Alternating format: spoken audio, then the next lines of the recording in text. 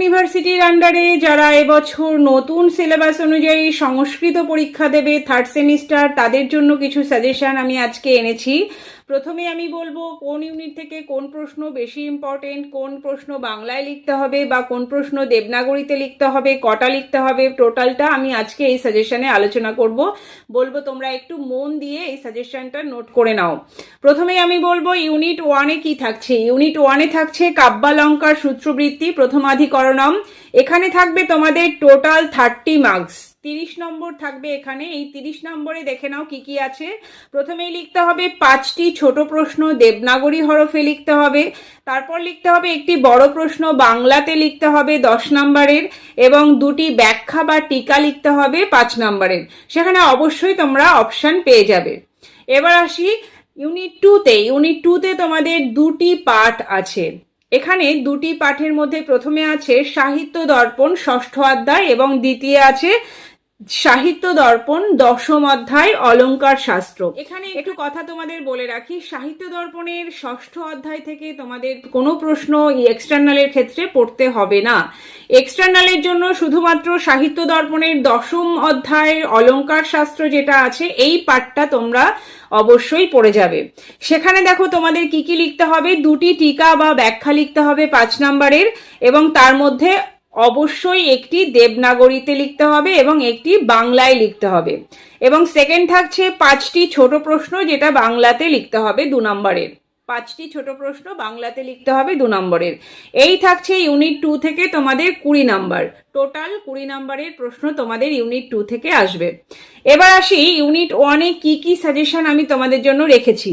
Unit 1-এ থাকছে, দেখো প্রথমে আমি একটু বলে রাখি, কাব্যালঙ্কার সূত্রবৃত্তি থেকে তোমাদের বলবো প্রথমাধিকরণম চ্যাপ্টারটি খুব ভালো করে খুঁটিয়ে খুঁটিয়ে পড়তে হবে ছোট প্রশ্নের জন্য, এবং নিজেকে দেবনাগরী হরফে লেখাটা প্র্যাকটিস করতে হবে।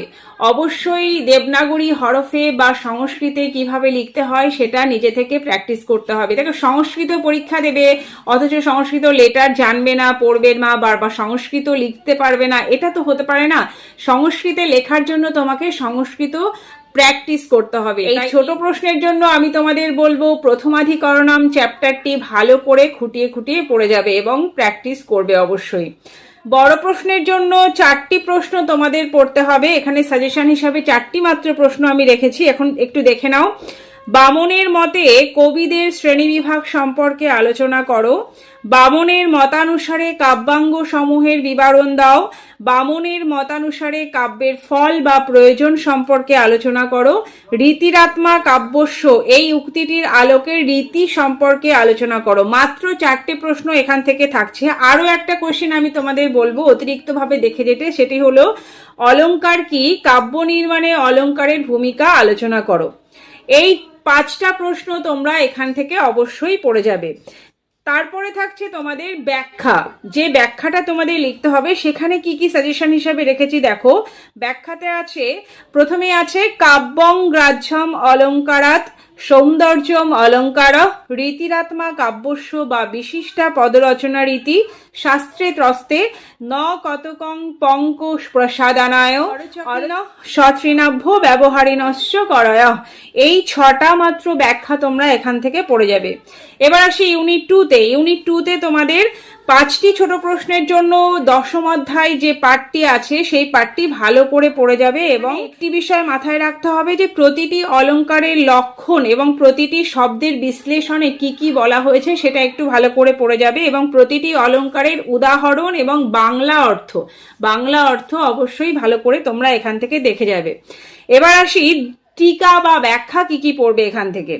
টিকা বা ব্যাখ্যাতে আমি তোমাদের বলবো 3টি অলঙ্কার খুব ভালো করে পড়ে যাবে, কারণ একটি অলঙ্কার বাংলায় লিখতে হবে এবং একটি সংস্কৃতে লিখতে হবে। তার জন্য 3টি অলঙ্কার খুব ভালো করে পড়ে যাবে। সেই 3টি হলো উপমা, রূপকম এবং উৎপ্রেক্ষা। এই 3টি অলঙ্কার খুব ভালো করে তোমরা অবশ্যই পড়ে যাবে। আশা করব এই 3টি থেকেই অবশ্যই চলে আসবে।